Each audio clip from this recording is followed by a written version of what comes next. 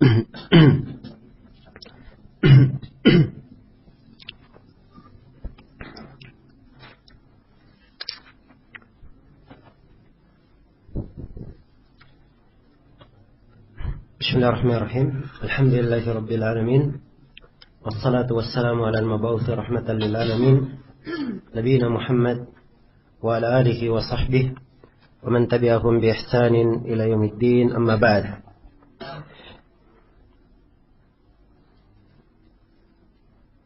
Baik, ini sesi yang ke-8 dari pembahasan kita mengkaji kitab Ushulus Sunnah karya Imam Ahli Sunnah Ahmad ibn Muhammad ibn Hanbal rahimahullahu ta'ala.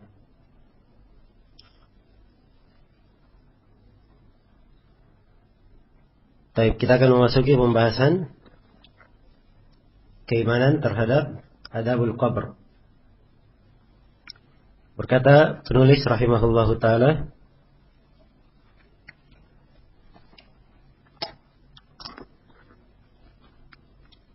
ya, di buku panduan halaman 18 ya. Beliau berkata, wal imanu bi adabil qabr wa anna hadhihi al ummata tuftanu fi quburiha wa tus'alu anil imani wal islami wa man rabbuhu wa man nabiyuhu wa ya'tihi munkarun wa nakir kaifa sya'a wa kaifa arad wal imanu bihi wat tasdiqu bihi. Iya.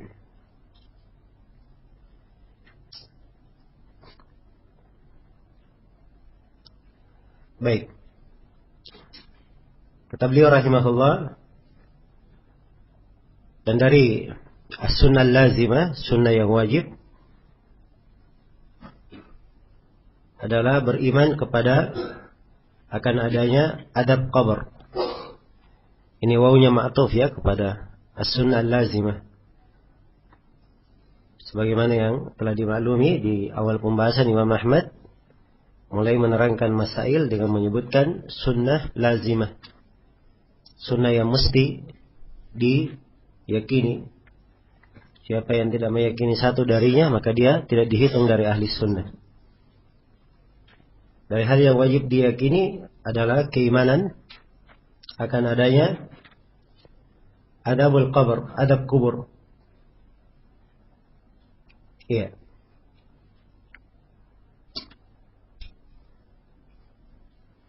Wa anna hadhihi al-ummata tuftanu fi quburiha.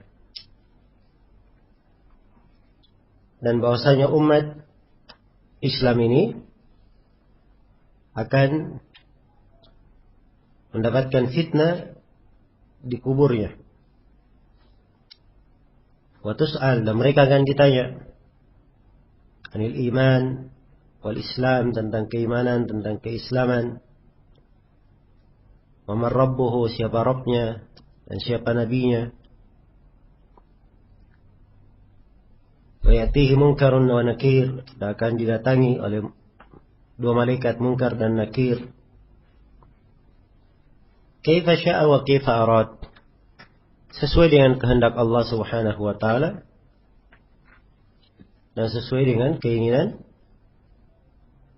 Allah Subhanahu wa ta'ala. Wal imanu bihi wat tasdiqu bih, beriman terhadapnya dan membenarkannya. Ya. Baik, jadi ini poin pembahasan berikutnya, keimanan terhadap adabul qabr. Dan di uraian Imam Ahmad di sini ada sejumlah pembahasan yang perlu saya terangkan berkaitan dengan adabul qabr. Yang pertama, kata al-qabr itu artinya al-makbur, yang dikubur. Ya. Dan ini penggunaan adalah min babit taglid, penggunaan kebanyakan. Sebab kebanyakan umat manusia yang meninggal, kalau meninggal diapain? Dikuburkan. Ya, ini yang berjalan di tengah umat Islam, di kalangan orang-orang Nasara. dan banyak dari penganut agama. Jadi ini penggunaan kebanyakan. Bukan artinya mereka yang dibakar sampai hilang menjadi debu, kemudian dimakan oleh harimau sampai habis seluruh dari badannya, ditelan oleh binatang buas, tidak kena adab kubur, sebab tidak dikubur. Ya. Bukan itu maknanya. Tapi ini penggunaan al-qabr, penggunaan apa? At-taglid, karena memang kebanyakan orang seperti ini. Ya. Karena itu kadang dibahasakan dengan bahasa al-barzakh. Dan ini lebih umum, sebab kehidupan barzakhiyah itu dialami oleh seluruh apa? Seluruh makhluk. Iya. Yang hilang jasadnya pun tidak akan lepas dari perhitungan tersebut. Karena itu di dalam hadits Abu Sa'id Al-Khudri, dalam riwayat Bukhari dan Muslim, tentang kisah seorang yang akan meninggal atau seorang yang menyadari bahwa dirinya sudah melihat tanda-tanda ajalnya dekat, dia berpesan kepada anak-anaknya, kalau saya meninggal nanti, bakarlah jasad saya, kemudian lemparkan ke laut sebagiannya, lemparkan ke bumi sebagiannya. Ya. Maksudnya debunya dilemparkan sebagiannya ke laut, sebagiannya kemana? Ke bumi. Ya, untuk apa dia lakukan itu? Jangan sampai dia dibangkitkan oleh Allah. Ya. Dia berkata, dikata Allah mampu membangkitkanku, maka pasti aku akan disiksa. Dia takut terhadap apa? Dosa-dosanya. Tapi orang ini jahil akan kemampuan Allah, tidak mengerti. Ya, dan ini ucapan dia ucapkan. Andai kata Allah mampu, ini ucapan kekafiran sebenarnya. Ya. Tapi diberi udzur karena apa? Kejahilannya. Begitu dia meninggal, anak-anaknya ternyata berbakti kepada orang tuanya. Tanda petik ya. Ya. Dibakar betul orang tuanya ini sampai menjadi debu, sebagiannya dilempar ke laut, sebagiannya dilempar ke bumi. Ya Allah berfirman kepada lautan, kumpulkan apa yang kamu dapat, kepada bumi kumpulkan apa yang kamu dapat. Tiba-tiba berdiri lagi orang itu. Ya. Allah bertanya kepadanya, apa yang menyebabkan kamu melakukan hal itu? Maka dia berkata, aku takut kepada siksaan-Mu wahai Rabbku. Maka ia pun diampuni oleh Allah Subhanahu wa taala. Diperhatikan ini enggak dikubur, tapi tetap ada apa? Ya, perhitungan tetap ada. Iya. Baik. Jadi ini penggunaan adabul qabr. Kata al-qabr ini min babit taglid.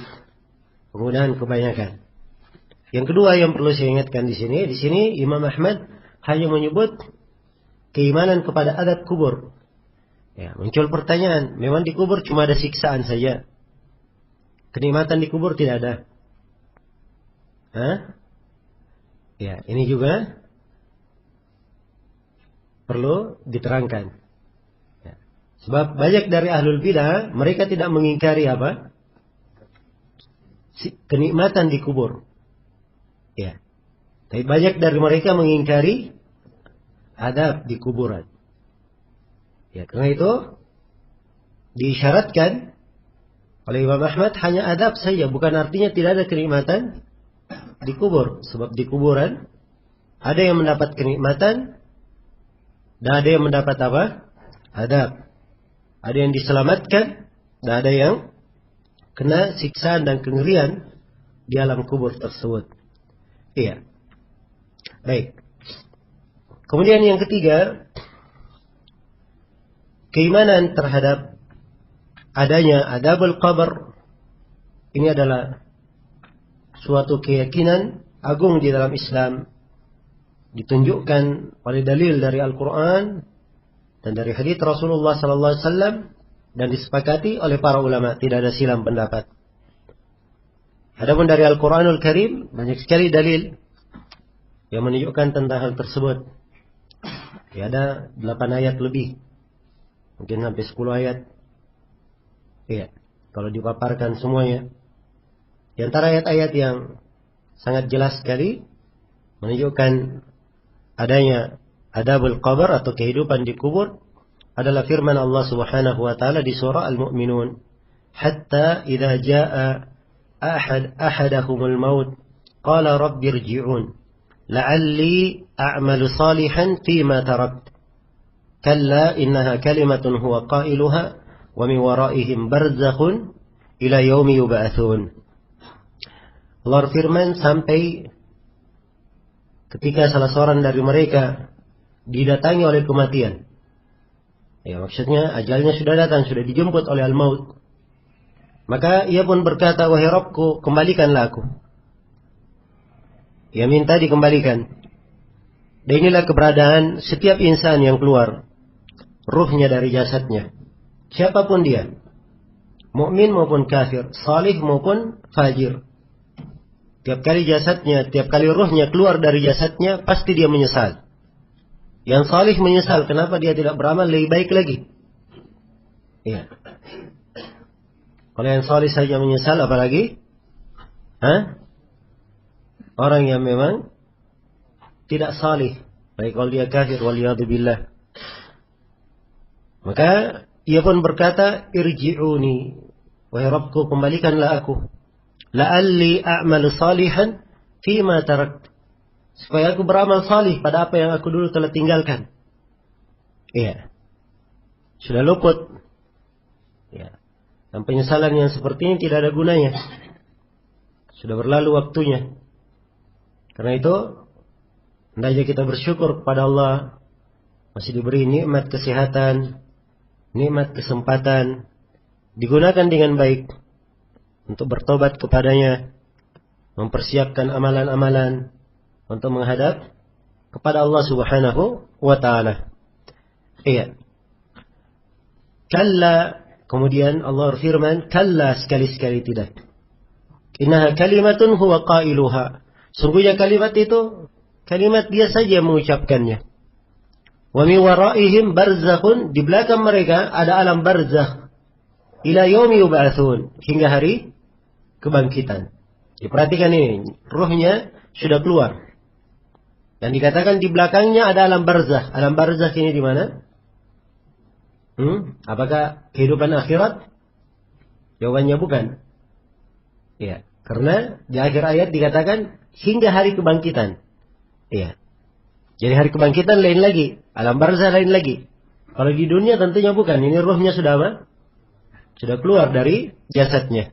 Nah, inilah kehidupan di alam kubur. Alam barzakh. Ya. Dalil yang kedua adalah firman Allah Subhanahu wa taala ya, di surah Ghafir ya, tentang pengikut Firaun. Wa haqa bi ali fir'auna su'ul adab. Kemudian kelanjutan ayat dikatakan an-naru yu'raduna 'alaiha guduwan wa 'ashiyya wa yawma taqumus sa'a adkhilu ala fir'auna asyaddal adab. Dan pengikut Firaun ini diliputi oleh siksaan yang sangat jelek, yaitu neraka, ditampakkan kepada mereka pagi dan petang. Iya. Dan pada hari kiamat dikatakan kepada pengikut Firaun, masuklah kalian kepada siksaan yang paling pedih. Perhatikan. Dalam ayat dikatakan ditampakkan kepada mereka neraka. Ya. Pagi dan petang. Di mana ini? Di dunia, jawabannya sudah. Dunia mereka sudah binasa. Di akhirat, akhirat lain lagi. Kalau di akhirat disuruh masuk ke siksaan apa? Lebih pedih. Nah, ini berarti kehidupan di mana? Di alam barzakh. Iya. Baik. Demikian pula di dalam menafsirkan ayat di surah Sajdah, وَلَنُذِيقَنَّهُمْ مِنَ الْعَذَابِ الْأَدْنَى دُونَ الْعَذَابِ الْأَكْبَرِ. Kami akan membuat mereka merasakan siksaan yang ringan ya, sebelum merasakan siksaan yang lebih besar. Siksaan yang ringan ini ditafsirkan oleh banyak ahli tafsir sebagai apa? Sebagai kehidupan di alam kubur. Baik. Jadi ini beberapa ayat yang menjelaskan tentang atau menetapkan keimanan terhadap adabul qabr. Adapun di dalam hadits Rasulullah sallallahu alaihi wasallam. Hal yang menerangkan hal ini sangat banyak sekali. Ya, sangat banyak sekali. Dan hadits-hadits mutawatir menerangkan adanya kehidupan di alam kubur. Iya. Ada kehidupan di alam kubur. Di antaranya Rasulullah sallallahu alaihi wasallam mengabarkan bahwa kubur itu kadang dia raudhatun min riyadil jannah dan kadang dia hufratun min hufarin nar. Kadang dia taman dari taman surga dan kadang dia apa? Dia adalah satu lubang dari lubang api neraka. Jadi ada kenikmatan dan ada apa? Adab di dalamnya. Ya, itu hadis dalam riwayat At-Tirmidzi. Demikian pula di dalam hadis Ibnu Abbas yang diriwayatkan oleh Imam Al-Bukhari dan Imam Muslim tentang kisah Rasulullah melewati 2 kuburan. Ya. Kemudian beliau berkata, innahuma la yu'adzabani. Sungguhnya kedua penghuni kubur ini sedang disiksa. Sedang disiksa. Wa ma yu'adzabani fi kabir. Dan mereka tidak disiksa pada hal yang besar. Iya. Dan disebutkan dari dosa yang mereka lakukan, dosa namimah dan dosa tidak apa? Berbersih ketika membuang hajat. Dan maksudnya di sini tidak besar, itu dosa besar ya, namimah. Tapi maksudnya mereka memandang ini dosa apa?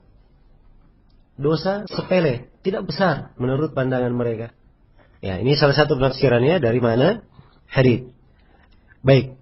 Dan juga di riwayat-riwayat yang masyhur dari hadits Abu Hurairah dan selainnya tentang kisah bagaimana seorang itu ketika keluar ruhnya. Ya. Diceritakan antara seorang mukmin dan fajir. Kalau seorang mukmin didatangi oleh malaikat ya, dengan wajah yang berseri-seri, kemudian dengan bau yang baik, lalu ditariklah ruhnya ya dengan mudahnya, kemudian dia dibawa menghadap kepada Allah Subhanahu wa taala, dibawa ke langit. Begitu sampai ke langit, penjaga pintu langit bertanya, ya siapakah ruh yang baik yang kau bawa ini? Maka dikatakan bahwa ini adalah si fulan bin fulan. Maka diizinkan, dibukakan pintu langit. Terus ditanya lagi oleh penjaga langit yang kedua. Ya dijawab dengan jawaban yang sama hingga ia sampai ke Iliyin. Kemudian Allah Subhanahu wa taala perintahkan supaya ruh hambanya dikembalikan ke jasadnya.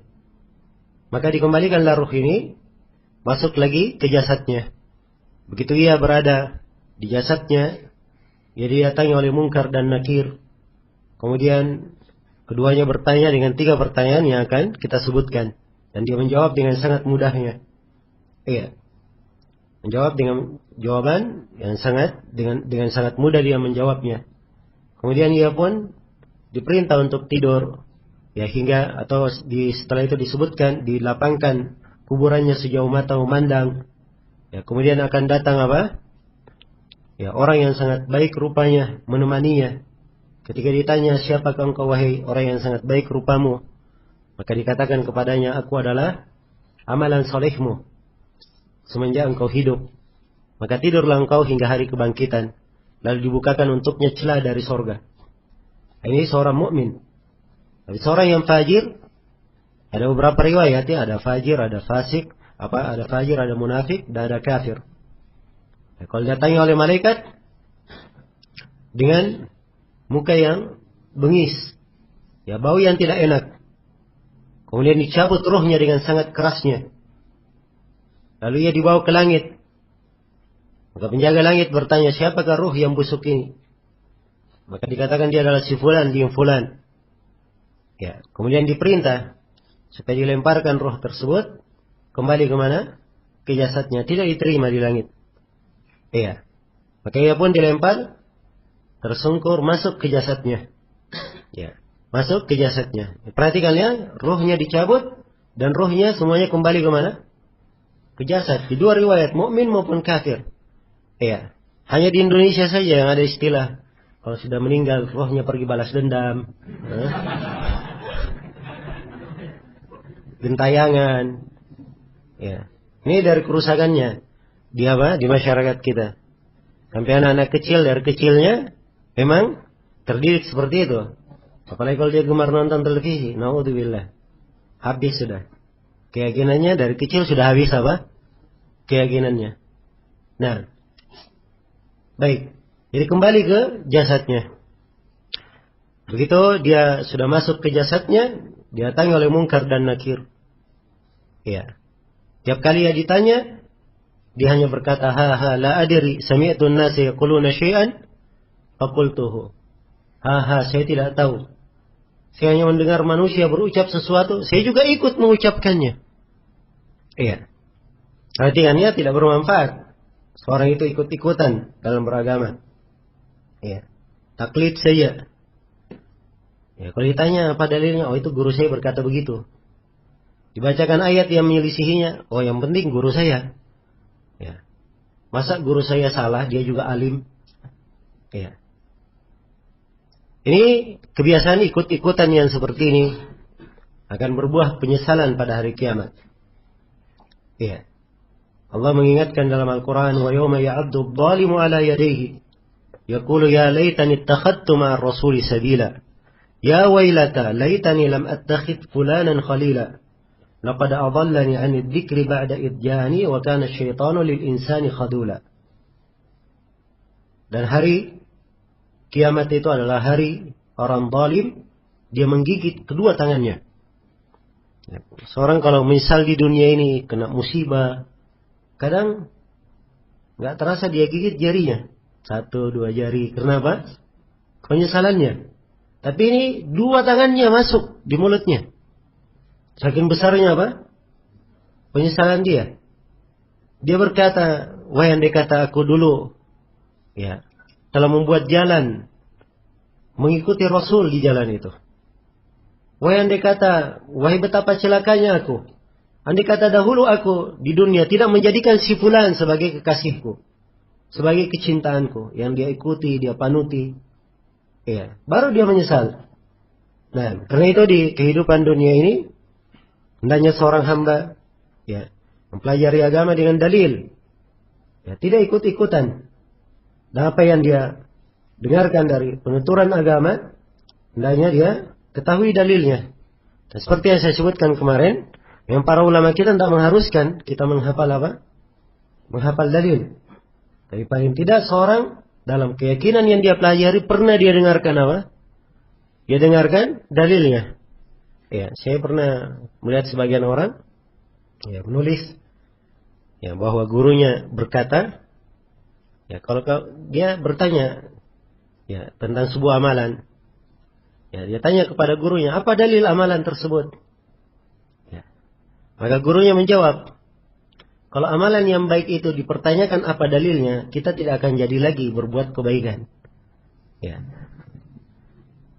Perhatikan ya. Bahasa halus kadang dari orang-orang yang menyimpang. Ya. Dan ini menyesatkan. Harusnya kalau dia berbuat baik dan itu baik, masa tidak ada dalilnya? Ya. Dia tanyakan apa dalilnya. Karena itu alhamdulillah salafiyun itu dituntut dan dididik dengan apa? Dengan mengikuti dalil. Ya, dengan ittiba, mengikuti dalil. Jangan ikut-ikutan kepada siapapun. Seorang kalau dia ikut-ikut kepada seorang, ya, atau dia menampakkan loyalitasnya kepada orang tertentu, itu bukan jaminan dia masuk ke dalam surga. Ya, yang menjamin dia masuk surga adalah apa? Ya, keteguhannya berpegang kepada Al-Quran dan Sunnah Rasulullah SAW serta amalannya sendiri. Ya, serta amalannya sendiri. Nah, dan kita cinta kepada orang-orang salih, kita cinta kepada para ulama kita, ya, kita cinta kepada guru-guru kita. Tapi bukan artinya kita mengikuti mereka tanpa apa? Tanpa dalil. Ya, baik. Kemudian orang yang disiksa di kubur ini, setiap kali dia tidak menjawab, maka dia dipukul dengan mitraqah. Ya, mitraqah ini diartikan apa? Palu, atau gada. Ya. Kata Nabi Sallallahu Alaihi Wasallam, andai kata mitraqah ini dipukulkan ke gunung Uhud, akan hancur gunung Uhud itu berkeping-keping. Iya. Dan tiap kali dia dipukul, dia menjerit, didengar oleh seluruh makhluk. Kecuali apa? Jin dan manusia. Andai kata didengar oleh jin dan manusia, mereka akan tersungkur mati. Ya. Kemudian disempitkan kuburnya. Sampai menghimpitnya dan mencerai-beraikan tulang belulangnya. Mencerai-beraikan tulang belulangnya. Dan memang di sebagian tafsir ayat, dan ini juga kalau di pendalilan dipakai oleh sebagian ulama untuk menetapkan adanya adab kubur. Itu firman Allah Subhanahu wa taala, iya. Wa man a'rada an dzikri fa inna lahu ma'isyatan dhanka wa nahsyuruhu yaumal qiyamati a'ma. Barang siapa yang berpaling dari mengingat kepadaku, maka untuknya kehidupan yang sempit. Kehidupan yang sempit ini salah satu dari penafsiran di kalangan ulama adalah kesempitan di alam kubur. Iya. Dan ini telah ditegaskan oleh Abu Ismail. Ya. Abu Bakar al-Ismaili rahimahullahu taala di dalam kitabnya I'tiqad Ahli Sunnah wal Jamaah. Ya. Dan banyak dari ulama tafsir menafsirkan seperti apa yang beliau sebutkan. Ya, seperti apa yang beliau sebutkan. Kayak ini di antara bentuk-bentuk kehidupan di alam kubur. Kemudian dibukakan untuknya celah dari neraka. Iya. Datang orang yang sangat buruk rupanya. Menemaninya, dia bertanya, siapakah engkau? Dia berkata, aku adalah amalan burukmu di dunia. Ya, nasallallahu assalamu wal afiyah. Baik, maka ini dari antara hadits-hadits yang menjelaskan tentang apa? Tentang kehidupan di alam kubur. Ya, adapun kesepakatan ulama, tidak ada silang pendapat di kalangan para ulama dalam hal ini. Ya. Dari uraian yang saya sebutkan tadi, tampak ya, kejahilan, ya. Ahlul bidah yang mengingkari adanya apa? Adabul qabr. Sehingga hari ini kita masih mendengar, ya, dari kalangan Hizbut Tahrir, yang mereka ini menganut dari pemahaman apa? Mu'tazilah.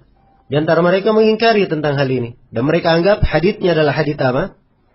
Hadits ahad. Haditsnya adalah hadits ahad. Ya, katanya tidak dalil yang menunjukkan dari Al-Quran. Dan ini kejahilan dari banyak sisi. Sudah kita terangkan. Penetapan kehidupan dalam kubur, dalilnya dari mana? Al-Quran juga ada. Dari hadits, bukan hadits ahad. Haditsnya mutawatir. Al-Baihaqi punya buku khusus. Tentang apa? Kehidupan di alam kubur. Ya, demikian pula seingat saya Abu Amr Ad-Dani, beliau punya buku khusus tentang hal itu. Haditsnya bukan hadits ahad. Ya, maka ini jahil namanya, kejahilan. Sudah jahil, kuadrat pangkat 2. Ya. Baik. Kemudian di sini dikatakan oleh Imam Ahmad rahimahullahu taala, wa anna hadhihi al-ummata tuftanu fi kuburiha. Sungguhnya umat ini difitnah, diuji di kuburnya. Iya. Itu di antara ujian-ujian yang kita sebutkan itu tadi. Ya. Baik. Wa tus'al 'anil imani wal islami wa man rabbuhu wa man nabiyuhu, dan ditanya dia tentang iman, tentang Islam, tentang siapa Rabbnya, siapa nabinya. Ya, di sini ada 2 pembahasan ya. Pembahasan yang pertama, apakah adab kubur ini hanya berkaitan dengan umat Islam saja atau berkaitan juga dengan umat-umat sebelum kita? Ya, jawabannya ini juga berkaitan dengan umat sebelum kita. Buktinya hadits Ibnu Abbas bahwa Nabi melalui 2 kuburan, yaitu kuburan umat sebelum umat Islam. Jelasnya? Maka ucapan Imam Ahmad di sini, wa hadhil ummah, dan umat ini diuji di kuburnya, itu bukan artinya umat Islam saja. Ya, tapi ini penegasan saja untuk kita umat Islam supaya kita apa? Lebih sadar merenungi hal ini. Kemudian yang kedua, berkaitan dengan apa yang ditanyakan. Apa yang ditanyakan di dalam kubur? Ada 3 pertanyaan. Ya, pertanyaan tentang siapa Rabbmu, kemudian siapa nabimu, dan kadang dengan bahasa lain, man hadzal ladzi ursila ilaika, siapa orang ini yang diutus kepadamu? Ya, dan pertanyaan siapa Atau apa agamamu? Ini 3 pertanyaan. Iya. Adapun tentang Nabi, setiap umat ditanya tentang nabinya masing-masing. Ditanya tentang nabinya masing-masing. Iya. Jadi ini 3 pertanyaan yang ditanyakan di dalam kuburan. Dan pertanyaan ini hanya mampu dijawab oleh seorang hamba. Kemudahannya di dalam menjawabnya. Iya. Ini tergantung pada apa? Pada pemahaman dia terhadap apa yang ditanyakan. Sejauh mana dia mempelajarinya dan sejauh mana dia mengamalkannya. Iya. Perhatikan tadi ya jawaban orang itu. Ha la adri. Sami'tu an-nasa yaquluna syai'an faqultuhu. Saya tidak tahu. Saya hanya mendengarkan manusia berucap seperti itu. Saya juga ikut mengucapkannya. Tidak bermanfaat ucapan itu. Dia dengar-dengar tidak bermanfaat. Iya. Dia tidak mampu mengucapkannya. Tidak mampu mengucapkannya. Ya. Maka ini 3 masail, 3 pertanyaan di alam kubur. Wajib dipelajari ya. Wajib untuk dipelajari. Ya. Dan cara mempelajarinya kita perlu mengenal siapa Rabb kita. Siapa Allah Subhanahu wa Ta'ala. Apa kewajiban kita terhadapnya. Ya. Apa makna berislam kepada Allah. Apa makna beribadah kepada Allah. Dari kewajiban yang wajib kita pelajari. Kemudian kita wajib mengetahui ya, siapa Nabi kita, Nabi Muhammad sallallahu alaihi wasallam. Ya. Kemudian apa kewajiban kita terhadap beliau? Apa konsekuensi kita mengucapkan syahadat Nabi Muhammad Rasulullah? Iya. Kemudian yang ketiga berkaitan dengan apa? Agama Islam. Ya. Kita wajib mengenal dari agama kita dan ada kewajiban-kewajiban yang sifatnya fardu ain. Salat 5 waktu, puasa di bulan Ramadan, ya zakat bagi siapa yang zakat bagi siapa yang mampu, haji bagi siapa yang memiliki kemampuan, ya berbakti kepada orang tua, menyambung silaturahmi, ada kewajiban-kewajiban. Dan seperti ini seorang apabila ingin melaksanakannya dan tidak lengkap kewajibannya, tidak lengkap ilmunya, maka dia berdosa di dalam hal tersebut karena dia tidak mempelajari. Maka dia wajib untuk mempelajari kadar yang mengangkat kewajibannya. Dan sekali lagi ini perlu ya penataan pada diri kita. Ya, perlu kita tata. Kita catat apa kewajiban-kewajiban kita. Ya, catat saja 3 pertanyaan. Ya, malaikat ini di alam kubur. Ya, dan silakan tanya diri masing-masing. Ini saya kira-kira bisa jawab apa tidak? Ya, saya sudah paham mana pertanyaan ini atau tidak? Nah, itu pun bagi siapa yang telah mempelajarinya, ya, hendaknya selalu dia ulangi dan dia ulangi. Ya, karena seorang yang mengerti akidah, itu akan muncul kekhawatiran di dalam dirinya. Jangan sampai dia tidak menjaga akidahnya, kurang mengulanginya, sehingga jatuh di dalam apa? Perkara yang membahayakan akidahnya. Itulah sifat para nabi dan para rasul. Sifat ahli tauhid. Ya. Karena itu Nabi Ibrahim alaihi salam berdoa kepada Allah, "Wajnubni wa baniya an na'budal asnam." Wahai Rabbku, jauhkanlah saya dan keturunanku dari peribadatan kepada berhala. Beliau imam ahli tauhid. Bersamaan dengan itu masih memohon kepada Allah supaya dijauhkan beliau dan keturunannya dari apa? Peribadatan kepada berhala. Ya, yang repot, ya kita ini. Ya. Bukan seperti Nabi Ibrahim, bukan pula seperti sahabat Nabi. Sahabat Nabi saya, Nabi berkata, akhafu alaikum asyirkul asgar. Hal yang paling aku khawatirkan terhadap kalian adalah apa? Syirik asgar. Ya. Umat yang terbaik di tengah umat Islam ini, para sahabat. Bersamaan dengan itu, Nabi mengkhawatirkan terhadap mereka. Syirik asgar. Karena itu beliau ingatkan untuk menjaga diri dari hal itu. Ya, tapi kadang kita belum mengerti syirik itu apa. Ya, belum kenal bentuk-bentuk syirik itu bagaimana. Ya, kita santai-santai saja. Tidak ada kekhawatiran. Nah, ini adalah hal yang apa? Membahayakan ya. Padahal syirik itu ada bentuk-bentuknya. Jangan sampai sekarang ini kita jatuh atau berbuat kesyirikan. Ya. Jatuh dalam pelanggaran dan kita apa? tidak menyadarinya. Ya, karena itu saya anjurkan kepada seluruh hadirin ya supaya mendalami dua kitab di dalam hal ini. Yang pertama kitab Thalathatul Usul karya Syekh Muhammad bin Abdul Wahab untuk supaya dia punya ilmu bagaimana menjawab 3 pertanyaan malaikat di alam kubur. Yang kedua dia perlu mempelajari kitab Tauhid. Ya, supaya dia mengenal rincian tauhid itu bagaimana dan rincian syirik itu bagaimana. Agar supaya dia mengerti tauhid dan sempurna dalam beribadah kepada Allah dan dia mengerti apa itu kesyirikan, apa hal-hal yang bisa membahayakannya. Iya. Ini tentunya perlu waktu ya. Ya, tapi kalau kita tidak atur, tidak kita tata waktu kita untuk ya, mempersiapkan keselamatan kita di akhirat, kita sendiri yang akan merugi. Dan seperti yang saya singgung kemarin, ya banyak orang untuk kepentingan dunianya dia rela ya, meluangkan waktu yang banyak, harta yang banyak, dituntut apapun dia keluar duit. Ya. Tapi untuk mempelajari hal yang menentukan surga atau nerakanya, menentukan keselamatannya, kadang dia kurang di dalam hal tersebut. Ya. Dan hati-hati jangan sampai kita mengikuti ajakan dari syaitan. Ya, nas'alullah as-salam wal afiyah.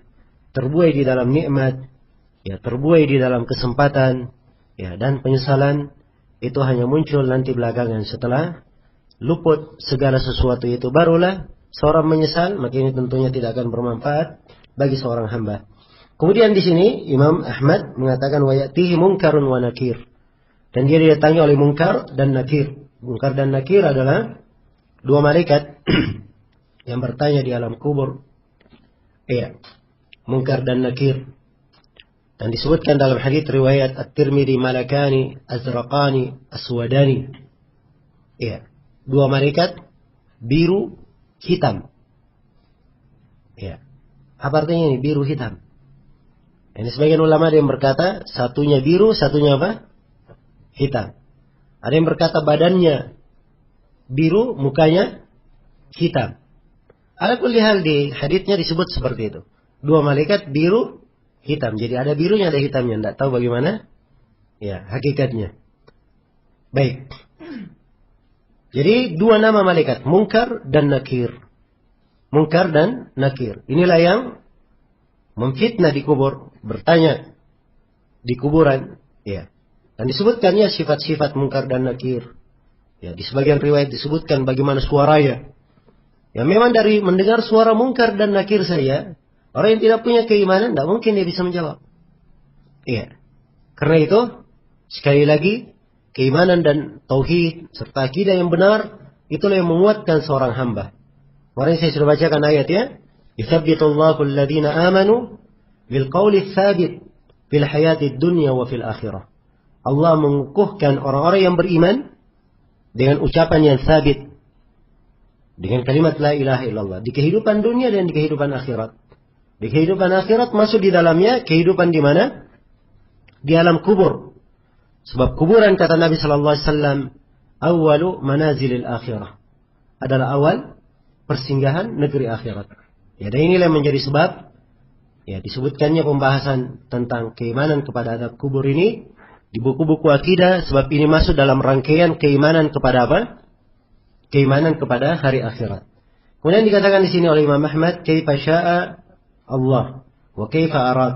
Sesuai dengan kehendak Allah Subhanahu wa taala dan apa yang diinginkan oleh Allah Subhanahu wa taala. Maksudnya kita imani hal tersebut sebagaimana datangnya di dalam hadits-hadits, apa yang diterangkan di ayat Al-Qur'an tentang kehidupan di alam kubur. Kita imani tentang hal itu.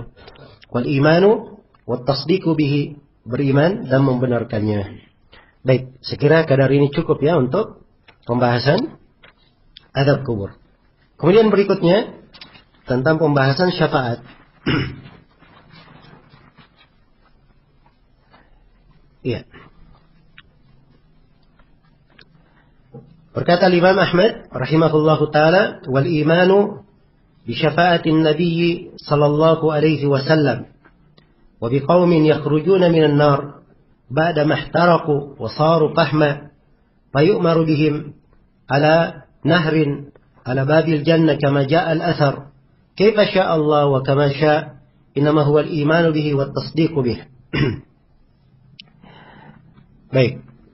Kata beliau rahimahullah,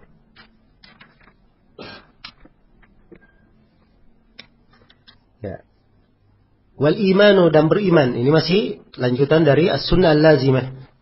Dari sunnah yang wajib untuk diimani. Sebagaimana yang telah kita terangkan.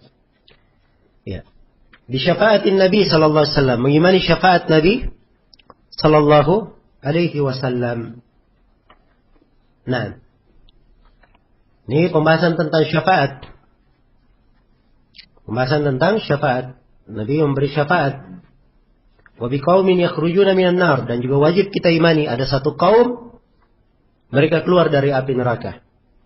Ba'da mahtaraku, setelah mereka terbakar. Ya, wasaru fahman, dan mereka sudah menjadi apa? Sudah menjadi arang. Fayu'maru bihim ala nahrin ala babil jannah, kama jaa al-athar. Ya. Lalu diperintah kepada mereka untuk masuk ke sebuah sungai di depan pintu surga. Nah, sebagaimana yang disebutkan dalam hadis, dan banyak hadis ya menjelaskan tentang hal ini. Ya, dan ini yang disebut di dalam hadis riwayat Bukhari dan Muslim sebagai jahannamiyun. Ya, sudah berada dalam neraka jahannam, sudah menjadi paham, lalu dikeluarkan mereka, dilemparkan ke sungai kehidupan. Iya. Kemudian mereka tumbuh lagi. Ya, diperumpamakan oleh Nabi seperti ya, sebutir dari bibit disimpan di pinggir sungai, kalian akan melihat bagaimana dia akan tumbuh dengan sangat cepatnya. Dia akan tumbuh dengan sangat cepatnya. Iya. Maka demikian, ada satu kaum sudah berubah menjadi arang, dikeluarkan dari apa? Dari api neraka. Iya. Kama sya Allah, sesuai dengan kehendak Allah. Wa kaifa sya Allah, sebagaimana yang Allah kehendaki. Ya. Wa kama sya Allah, dan seperti apa yang Allah inginkan. Iya.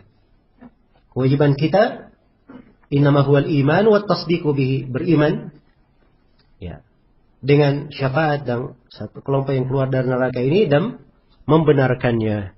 Jadi sini ada dua garis besar pembahasan, itu pembahasan tentang syafaat dan pembahasan tentang sekelompok kaum yang keluar dari apa? Api neraka.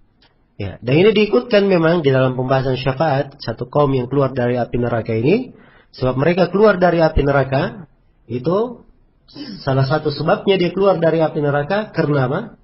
Mendapatkan syafaat. Karena mendapatkan syafaat. Baik, saya akan rinci pembahasan berkaitan dengan masalah syafaat. Yang pertama, syafaat itu tidak hanya khusus untuk Nabi Sallallahu Alaihi Wasallam. Iya. Maka penyandaran Imam Ahmad beriman kepada syafaat Nabi di sini, iya. Ini hanya untuk beliau tegaskan wajibnya meyakini akan syafaat, adanya syafaat Nabi. Tapi hakikatnya syafaat itu bukan dari Nabi Muhammad Sallallahu Alaihi Wasallam saja. Iya. Ada syafaat, para nabi dan para rasul memberi syafaat, para malaikat memberi syafaat, orang-orang yang mati syahid memberi syafaat, para syuhada, para siddiqin memberi syafaat, orang-orang salih memberi syafaat, anak memberi syafaat kepada orang tuanya. Iya. Sebagian amalan salihnya memberi syafaat. Sebagian dari amalan salihnya apa? Memberi syafaat. Al-Quran memberi syafaat kepadanya sebagaimana dalam hadis. Ya. Jadi kalimat syafaat kepada Nabi di sini di ucapan Imam Ahmad ini bukan pembatasan. Kemudian yang kedua, syafaat itu apa? Syafaat secara bahasa itu bermakna genap, lawan dari ganjil. Iya. Lawan dari apa? Ganjil. Dikatakan syafaat sebab seorang ini tadinya sendiri, ya. Dia mendapatkan pertolongan dari orang lain. Ya, orang lain ini memohonkan untuknya kepada Allah supaya dia diampuni. Maka keberadaan orang lain ini bersamanya ini menggenapkannya, menguatkannya. Karena itu disebut apa? Disebut sebagai syafaat. Iya. Ini maknanya secara bahasa. Dan makna bahasa ini pengertiannya ada keterkaitan dengan makna secara istilah. Adapun secara istilah syafaat itu adalah at-tawassutu lil ghairi li jalbi manfaatin aw li daf'i madarratin. Syafaat adalah menjadi perantara bagi orang lain untuk mendapatkan sebuah manfaat atau menolak sebuah apa? Sebuah bahaya. Itulah syafaat. Baik. Kalau ingin penggambaran lebih rincinya, saya terangkan bahwa syafaat itu punya 3 sudut. Iya. Yang pertama adalah pemilik syafaat, yaitu siapa? Allah Subhanahu wa taala. Yang kedua adalah pemohon syafaat, inilah yang menjadi perantara. Ia meminta kepada Allah untuk orang yang disyafaati. Dan yang ketiga adalah orang yang disyafaati.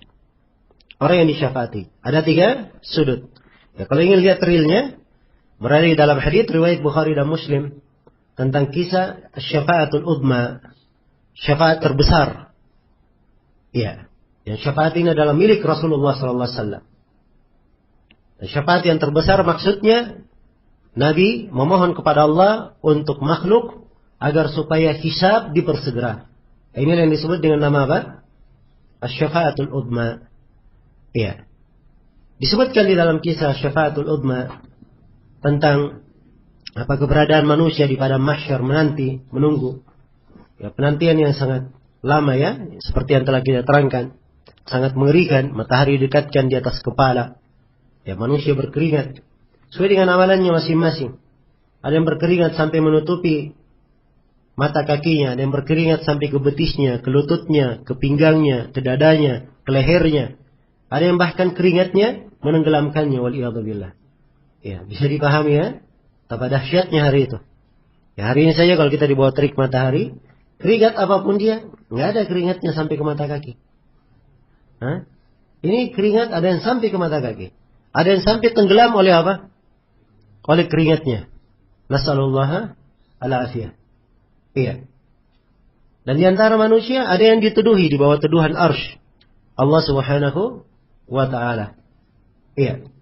Maka di kejadian pada mahsyar ini seluruh manusia dari awal hingga akhirnya dikumpulkan. Ya, dari awal hingga akhirnya dikumpulkan. Mereka dikumpulkan dalam keadaan tidak berpakaian, belum dikhitan, dan tidak beralas kaki.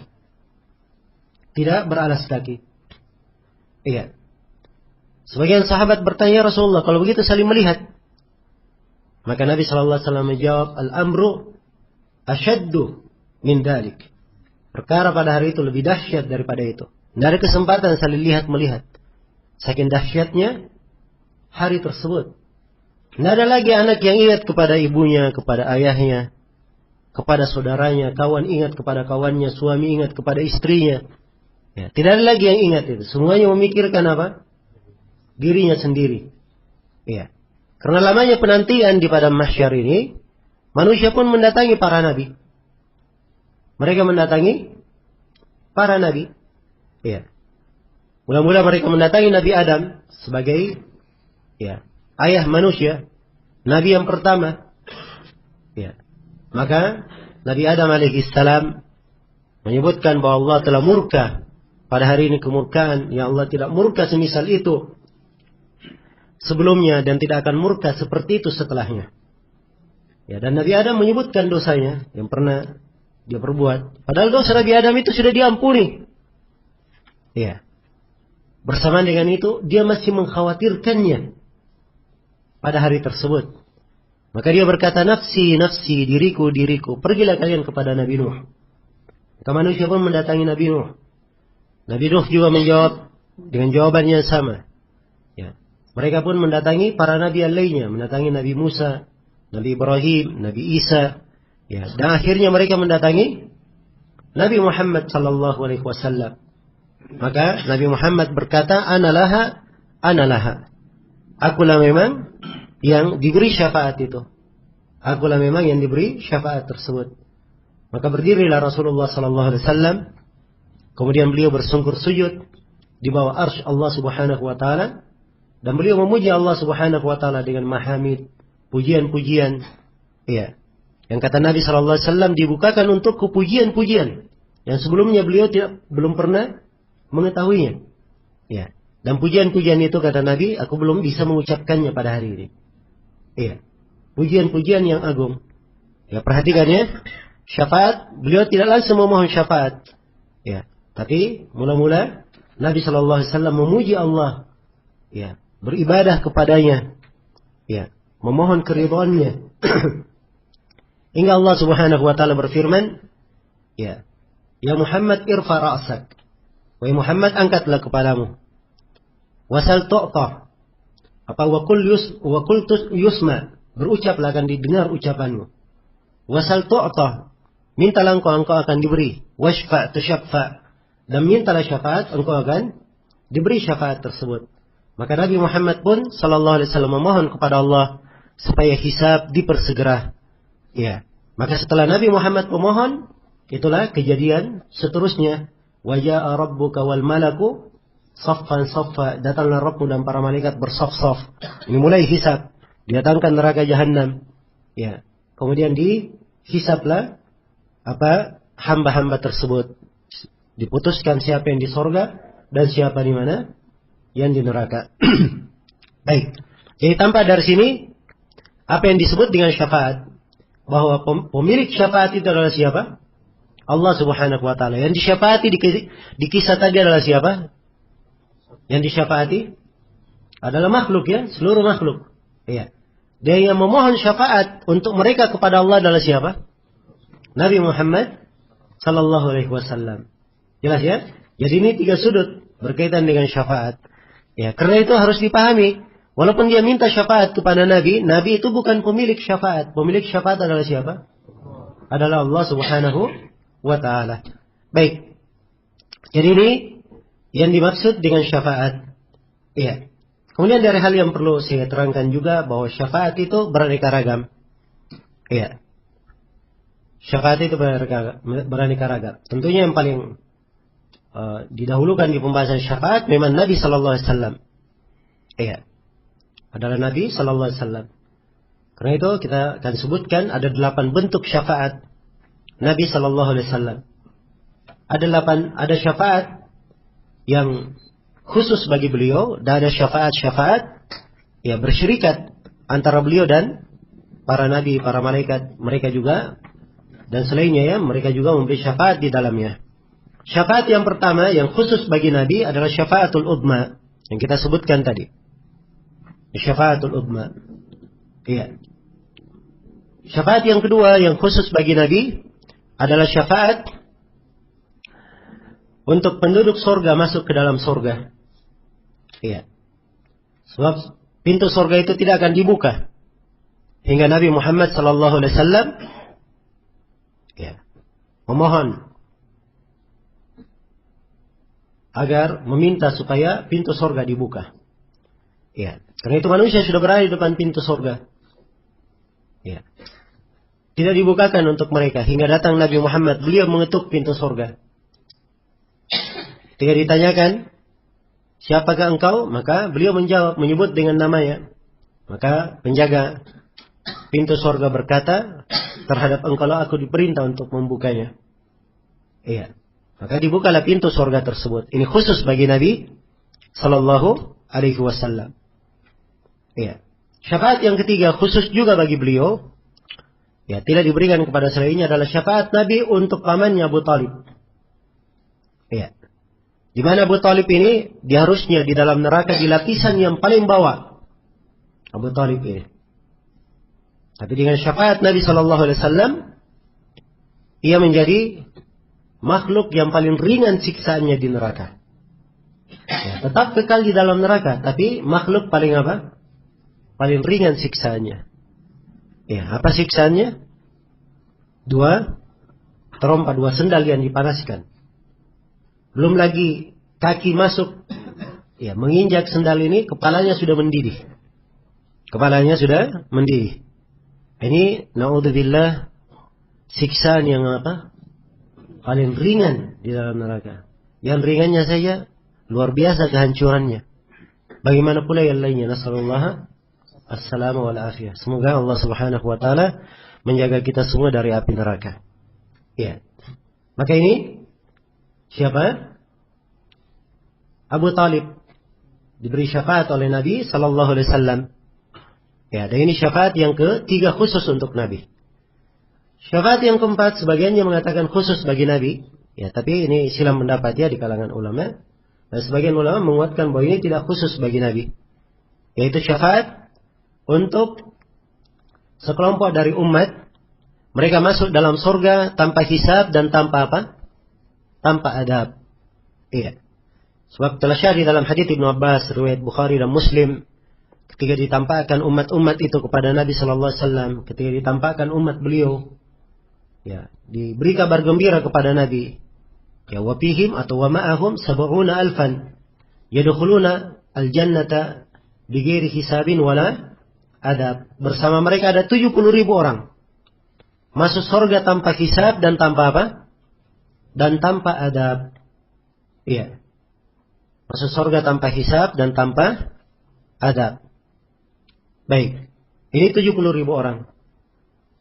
Ketika mendengarkan hadits tersebut, ya, Ukasha bin Mihsan radhiyallahu anhu, ya, berdiri lalu berkata kepada Nabi sallallahu alaihi wasallam, ya memohon, ya. Dia berkata, wahai Rasulullah, ya, ud'u Allah an akuna minhum. Berdoalah kepada Allah agar supaya aku diikutkan, digolongkan dari mereka. Maka Nabi sallallahu alaihi wasallam bersabda, anta minhum.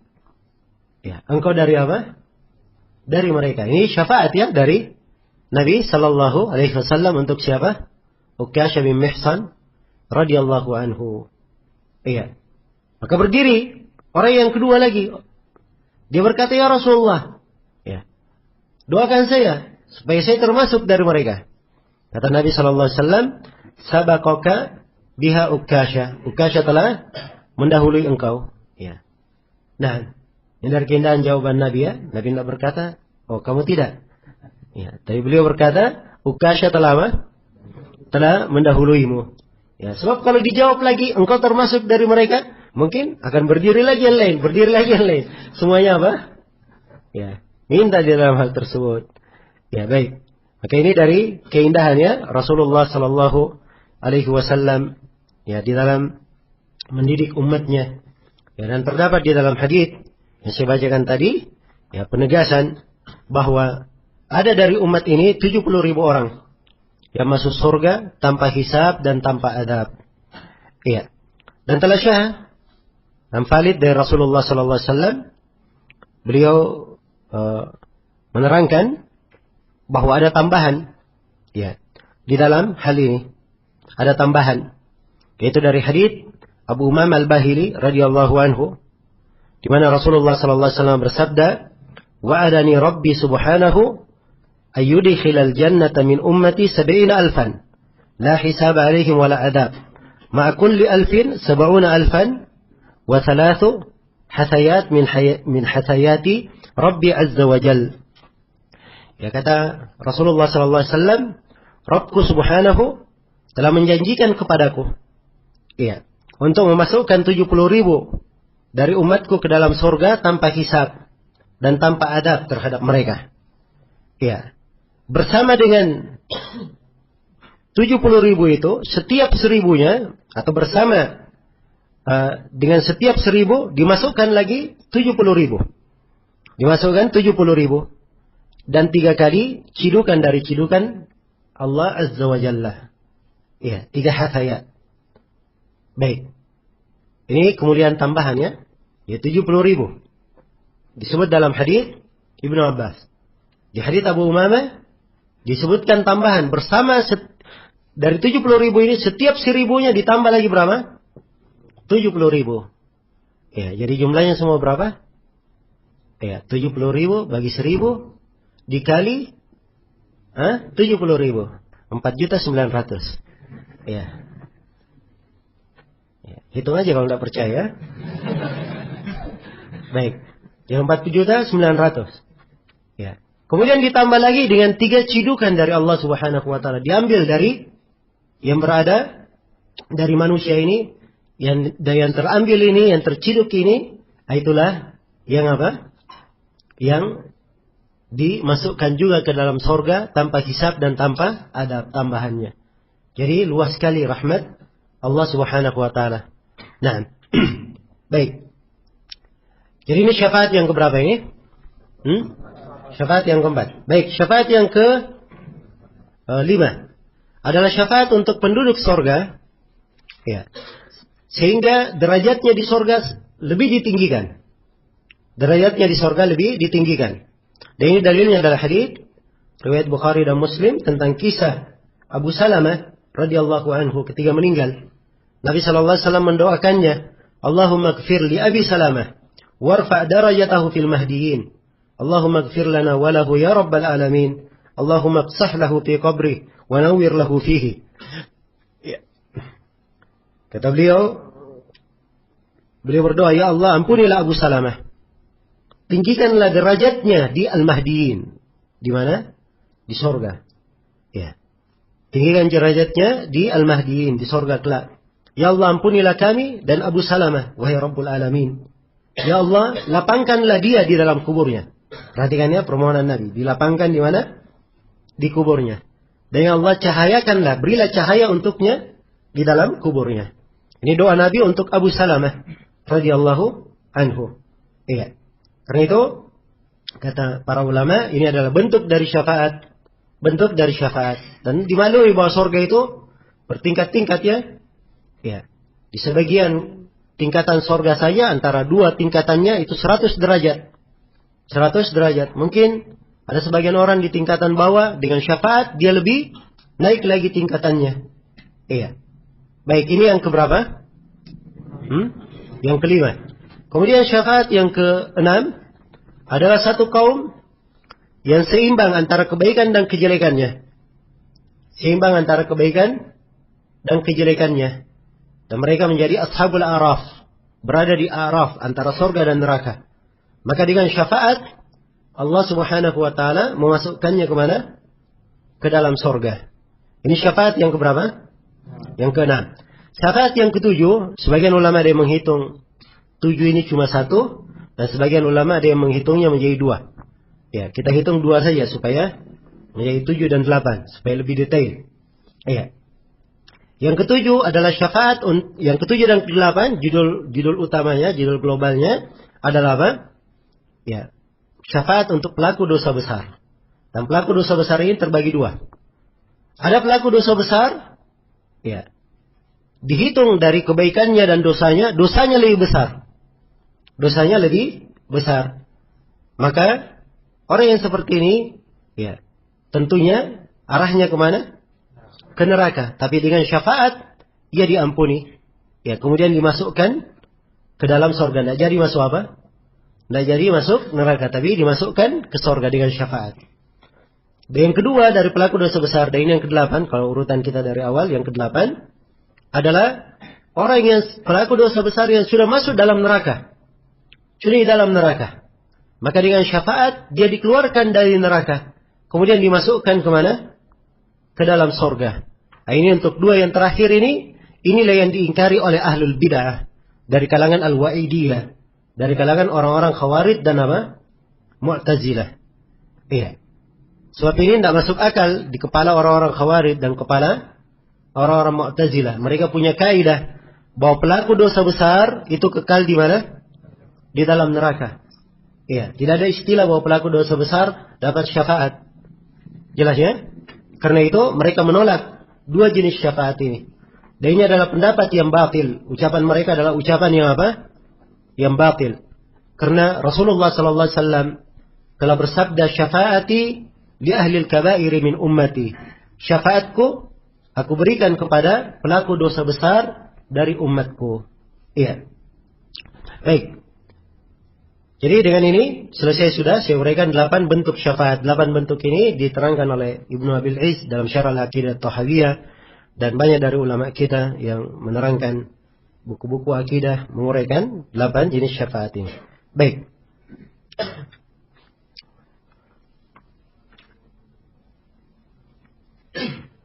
Ya. Tadi di pembahasan adab kubur itu sebenarnya ada pembahasan lain ya yang saya belum masukkan. Waktunya agak membatasi kita ya. Ada sebab-sebab yang menyebabkan seorang itu diselamatkan dari siksaan kubur. Ya. Baik. Tapi kita sekarang sudah berpindah di pembahasan syafaat. Selesai sudah ya? Pembahasan syafaat ini dengan 8 pembagiannya. Ya, dengan 8 pembagiannya. Kemudian perlu diketahui bahwa syafaat itu yang disebutkan di dalam Al-Quran. Syafaat terbagi 2 penyebutannya di dalam Al-Quran. Ada syafaat mamtiyah dan ada syafaat apa? Musbatah. Ada syafaat yang dinafikan. Dan ada syafaat yang ditetapkan. Ada syafaat dikatakan tidak ada syafaat baginya. Ya. Wa ma lana min syafi'in, kami tidak memiliki apa? Orang-orang yang memberi syafaat. Wala tanfa'uhum syafa'atus syafi'in, dan tidak ada syafaat orang yang memberi syafaat, memberi manfaat untuknya. Iya. Ya ayyuhalladzina amanu anfiqu mimma razaqnakum min qabli an ya'tiya yawmun la bay'un fihi wala khullatu wala syafa'ah. Wahai orang-orang yang beriman, berinfakkanlah kalian dengan rezeki yang kalian berikan, rezeki yang kami berikan kepada kalian. Sebelum datang suatu hari, ya, tidak ada lagi kecintaan. Ya. Tidak lagi jual beli, tidak lagi kasih sayang, dan tidak lagi apa? Syafaat, dinafikan, tidak ada syafaat. Nah, syafaat yang dinafikan ini syafaat untuk kaum musyrikin. Syafaat untuk orang-orang yang tidak bertauhid. Ya, adapun orang-orang yang bertauhid, ada syafaat diterangkan di dalam Al-Quran. Ya, man dalladhi yashfa'u 'indahu illa bi'idnih.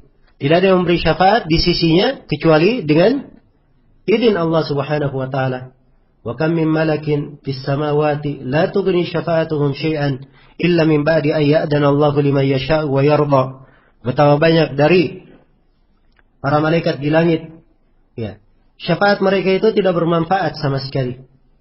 Tidak bermanfaat sama sekali kecuali setelah Allah memberi izin kepada siapa yang Allah kehendaki, dan Allah memberi izin kepada siapa yang Allah ridhai. Iya. Nah, dan banyak lagi ya dalil-dalil ya di dalam Al-Quran tentang syafaat musbatah. Dan syafaat yang ditetapkan ini itu hanya untuk ahli tauhid. Karena itu Abu Hurairah bertanya kepada Rasulullah sallallahu alaihi wasallam, "Ya Rasulullah, man as'adun nasi bi syafa'atika yaumil qiyamah?" Siapakah manusia yang paling berbahagia mendapatkan syafaatmu pada hari kiamat? Maka Nabi sallallahu alaihi wasallam berkata, "Man qala la ilaha illallah khalisan min qalbihi." Siapa yang berucap la ilaha illallah ikhlas dari hatinya. Dalam sebuah riwayat min nafsihi. Ikhlas dari apa? Dari dirinya. Ya. Jadi disyaratkan tauhid. Karena itu orang yang berhak mendapatkan syafaat, ya, ada beberapa syarat padanya. Yang pertama, orang yang disyafaati ini dia adalah orang yang bertauhid, orang yang diridhai oleh Allah. Ya, kemudian yang kedua, syarat yang kedua, Allah izinkan untuk si pemohon syafaat memberi syafaat kepadanya. Harus ada izin dari Allah Subhanahu wa taala. Ya, karena itu jangan berharap ya kaum musyrikin yang berbuat kesyirikan, ya, dia datang ke kuburan, minta ke kuburan Nabi, mendatangi kuburan orang-orang salih, jangan berharap dapat syafaat. Ya, sebab ini dari hal yang dibenci oleh Allah Subhanahu wa taala, tidak diridhai, wala yarda li ibadihi al-kufr. Allah tidak ridha kekafiran untuk hamba-hambanya. Ya. Itu adalah dosa yang terbesar. Karena itu jangan berharap ada syafaat bermanfaat baginya. Baik. Kemudian di sini Imam Ahmad menyinggung tentang kaum yang keluar dari neraka. Kata beliau, wa qaumun yakhrujuna minan nari ba'da mahtaraku wa saru fahman. Ya, satu kaum yang keluar dari neraka setelah mereka terbakar sudah menjadi hangus, sudah menjadi arang. Nah, ini wajib kita imani ya. Ya, dan hadits-hadits tentang hal ini ada masyhur di dalam riwayat Bukhari dan Muslim. Dan di dalam hadits riwayat Bukhari dan Muslim, ya, diceritakan tentang orang yang paling pertama, orang yang paling terakhir apa? Keluar dari api neraka. Ya, paling terakhir keluar dari api neraka. Ya, sudah sangat lama sekali di neraka. Ya, kemudian dia memohon kepada Allah, meminta dengan sungguh-sungguh, ya, supaya dikeluarkan dari api neraka. Ya Allah, keluarkanlah aku dari neraka. Aku tidak meminta kecuali ini saja. Jauhkan wajahku dari api neraka. Ya, maka Allah berfirman kepadanya, wahai anak Adam, barangkali kalau kamu aku beri, kamu akan minta yang lainnya. Ya. Dia berkata, tidak wahai Rabbku. Saya bersumpah, dia sumpah dengan sumpah-sumpah yang berat. Ya. Agar supaya dikabulkan permohonannya dan dia hanya memohon itu saja, tidak meminta yang lainnya, maka dijauhkanlah wayahnya dari api neraka, dikeluarkan dia dari neraka. Tidak masuk ke surga, antara surga dan neraka. Ya. Lama dia berdiri, dia lihat surga kejauhan. Ya. Tidak tahan, akhirnya berdoa lagi. Ya Allah, dekatkanlah aku ke surga. Ya, aku tidak meminta kecuali itu. Ya.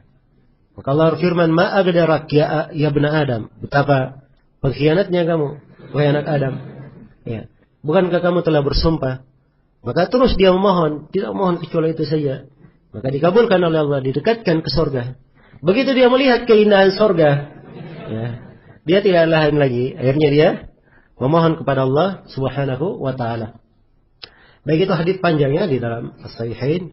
Ya, banyak sekali manfaat keimanan berkaitan dengan sifat, berkaitan yang lainnya. Jelas orang ini dimasukkan ke surga. Ya, dia diperintah oleh Allah supaya berangan-angan apa yang dia inginkan. Terus dia berangan-angan apa yang dia inginkan, berangan-angan apa yang dia inginkan. Ya. Kemudian Allah berfirman, ya, terus ayo berangan-angan lagi. Dia berangan-angan sampai habis sudah angan-angannya. Tidak ada lagi yang bisa dia hayalkan, dia angan-angankan. Ya, maka Allah berfirman, saya berikan untuk engkau, aku berikan untukmu, ya, 10 kali dari apa yang kau minta. Ini orang yang paling apa? Terakhir masuk surga. Baik. Jadi ini menunjukkan bahwa ada kaum yang keluar dari neraka masuk ke mana? Ke dalam surga. Dan inilah pelaku dosa besar. Dan ini yang diingkari oleh ahli bidah. Ya. Dan inilah sebabnya kenapa Imam Ahmad mengkhususkan pembahasan ini di sini. Baik, selesai sudah ya pembahasan tentang syafaat. Kemudian pembahasan berikutnya, ya, berkata penulis rahimahullah, wal imanu bi anna al-masiha ad-dajjal kharijun wa maktubun baina ainaihi kaf fa ra. Ya. Nah, kafir ya kalau dibaca. Sebab ada dua riwayat memang dalam haditsnya. Ya, tertulis kaf, fa, ra, dan ada sebagian riwayat tertulis kafir. Tertulis kafir. Nah. Baik.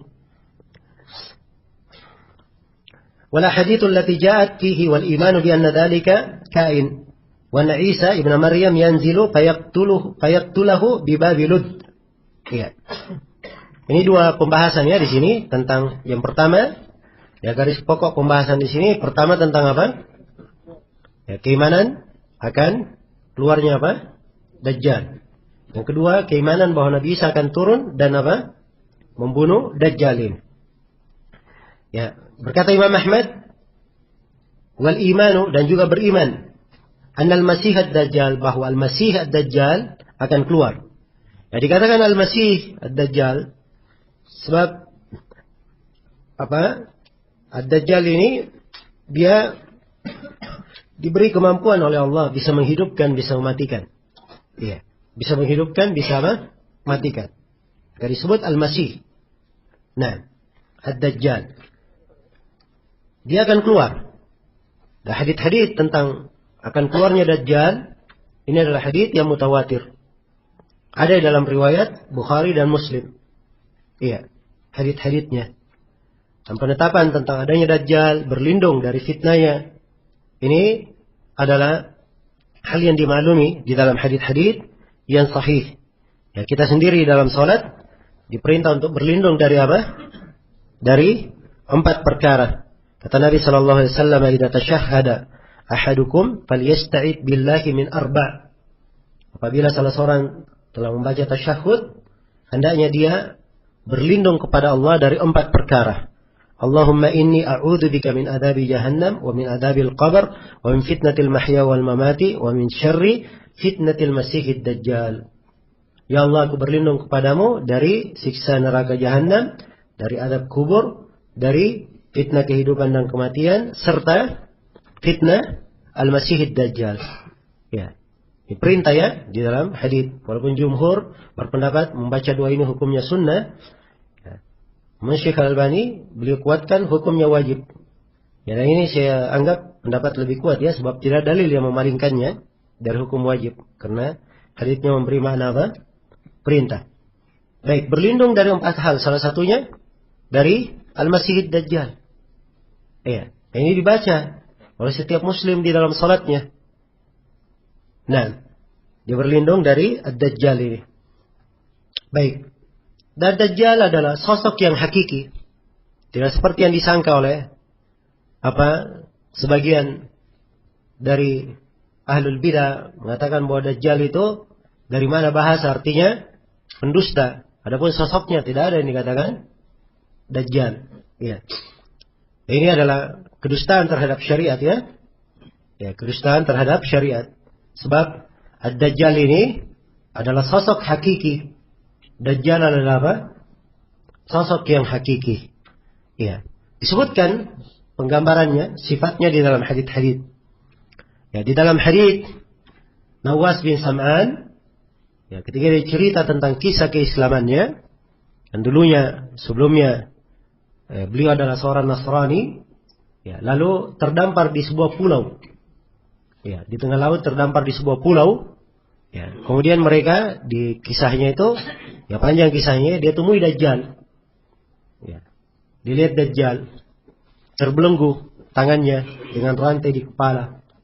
Ya, ini Dajjal, picok satu matanya. Nah, dia bertanya tentang berita Nabi Sallallahu Alaihi Wasallam.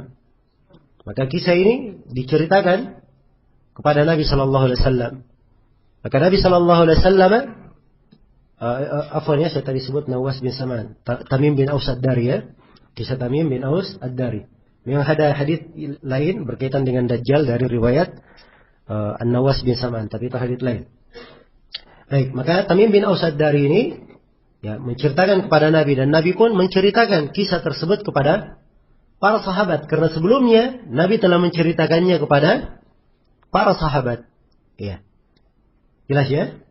Baik, ini tentunya akan semakin menambah keimanan para sahabat Rasulullah sallallahu alaihi wasallam. Maka Dajjal ini sosok hakiki. Dia nanti akan keluar. Ya, nanti akan keluar. Dan dia ketika keluar hanya 40 hari saja di atas muka bumi. Ketika keluarnya. Satu hari yang pertamanya lamanya seperti 1 tahun. Lamanya seperti 1 tahun. Jadi jam ini 24 jam ya. Ya, 12 berputar 2 kali dalam sehari. Ya, dalam setahun 360 berapa hari setahun? 365 ya. Ya, kali 2. Ya. Jamnya berputar 12, matahari baru terbenam. Ya. Baru terbenam. Jadi selama setahun, ya. 1 hari atau 1 hari panjangnya seperti apa? Seperti setahun. Karena itu di akhir hadits sahabat bertanya, "Ya Rasulullah, bagaimana salatnya?" Ya. Maka Nabi berkata, "Faqdiru lahu qadrah." Ya. Kira-kira sesuai dengan kadarnya, diperkirakan. Ya, dan ini subhanallah, sabda Nabi ini berlaku pada sebagian tempat yang tidak pernah muncul apa? Matahari. Ya. Baik. Jadi hari yang pertama seperti setahun, hari yang kedua seperti sebulan. Misalnya, hari yang ketiga seperti sepekan. Dan hari-hari seterusnya seperti hari-hari biasa kita. Ya, ini 40 hari keberadaan Dajjal. Semua tempat bisa dia masuki. Kecuali Mekah dan Madinah. Ya, dia hanya berada di pinggiran kotanya saja, tidak bisa masuk. Karena ada malaikat-malaikat yang menjaga 2 kota ini dengan pedang terhunus. Ya, Dajjal tidak bisa mendekat. Dia hanya menghentakkan kakinya, maka keluarlah kaum munafikin dari 2 kota ini. Ya, dan dia diikuti, yang paling banyak mengikutinya adalah orang-orang Yahudi dari Asbahan. Orang-orang Yahudi dari Asbahan. Nah, yang mengikuti Dajjal. Baik, maka begitu Dajjal keluar, ya, Dajjal ketika keluar membuat fitnah yang sangat besar di tengah manusia. Ya, dia mampu menghidupkan, mematikan, dia punya sorga, punya neraka. Ya. Dia suruh seorang beriman, kalau tidak mau beriman, dimasukkan ke nerakanya. Tidak mau dia beriman, dimasukkan ke mana? Ke sorganya. Tapi Nabi kabarkan bahwa nerakanya sebenarnya itu adalah apa? Sorga, kesejukan di dalamnya. Ya, dan sorganya itu adalah apa? Neraka. Ya. Dan dikisahkan di dalam hadits riwayat Bukhari dan Muslim dari hadits Abu Sa'id tentang seorang mukmin yang diajak oleh Dajjal masuk Islam, masuk mengikutinya. Maka mukmin ini berkata, "Engkaulah Dajjal yang Nabi SAW ceritakan kepada kami tentang engkau. Iya. Maka Dajjal berkata, ya, atau Dajjal pun membunuh orang tersebut, membelahnya menjadi dua. Kemudian berjalan, ya dia berjalan antara dua belahan badan orang ini, mukmin ini. Kemudian Dajjal berkata, hidup kembali orang tersebut. Ya. Kata Dajjal, tidakkah kamu beriman kepadaku? Aku telah menghidupkanmu, mematikanmu dan menghidupkanmu. Mukmin ini berkata, aku lebih yakin lagi bahwa engkau adalah Dajjal yang dikabarkan oleh Rasulullah SAW. Maka Dajjal hendak membunuhnya, namun Dajjal tidak mampu lagi. Iya. Perhatikan ya. Ya. Dan terlihat di kepala, antara kepala Dajjal yang disebut oleh Imam Ahmad di sini tertulis kafara, kafir. Bisa dibaca oleh setiap mukmin. Setiap mukmin bisa membacanya. Nah, karena itu kita diperintah untuk berdoa dari kejelekan Ad-Dajjal ini, dan kita diajarkan doa ya bagi siapa yang membaca, menghafal 10 ayat pertama dari surah Al-Kahfi, maka dia akan terjaga dari apa? Dari fitnah Ad-Dajjal. Nah, kemudian kata beliau, wala hadithul lati ja'at fihi wal imanu bi anna dzalika ka'in. Hadits-hadits yang datang tentang hal itu dan mengimani bahwa seluruh hal tersebut ya akan terjadi. Wa anna Isa ibn Maryam yanzil fayaqtulahu bi Babilud. Ini pembahasan berikutnya ya, tentang Nabi Isa, turunnya Nabi Isa. Iya, turunnya Nabi Isa alaihi salam. Iya.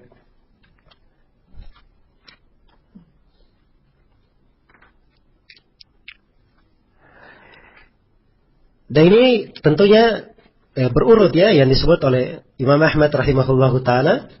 Ya, sebab memang yang pertama terjadi adalah apa? Adalah keluarnya Dajjal. Ya. Dan di hari ke-40-nya Nabi Isa alaihi salam yang membunuhnya. Dibunuh di pintu apa? Al-Lut. Ya.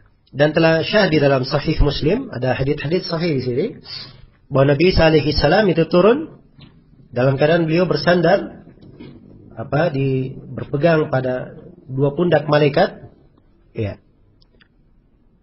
Kemudian beliau turun di menara timur di kota Dimashq. Ya, lalu kaum muslimin beliau mengarah kepada kaum muslimin, kemudian beliau membunuh siapa? Ad-Dajjal, membunuh Ad-Dajjal. Nah, ini tentang turunnya Nabi Isa alaihi salam dari hadits-hadits yang sahih. Ya, di dalam Al-Quran ada isyarat tentang turunnya, tapi tidak tegas. Di dalam hadits riwayat Bukhari dan Muslim juga, ya, dalam hadits riwayat Bukhari dan Muslim itu ditegaskan turunnya Nabi Isa alaihi salam. Demikian pula dalam riwayat-riwayat yang lainnya. Ya, nanti yang diragukan di kalangan ahli sunnah tentang Nabi Isa alaihi salam akan turun di mana? Di akhir zaman. Dan ketika beliau turun sebagai umat Nabi Muhammad sallallahu alaihi wasallam. Iya. Beliau turun bukan sebagai nabi. Sebab kalau dia sebagai nabi, berarti kita wajib untuk apa? Mengikuti Nabi Isa, dan berarti bukan Nabi Muhammad, nabi yang apa? Nabi yang terakhir. Ya, karena itu ada teka-teki di kalangan ulama.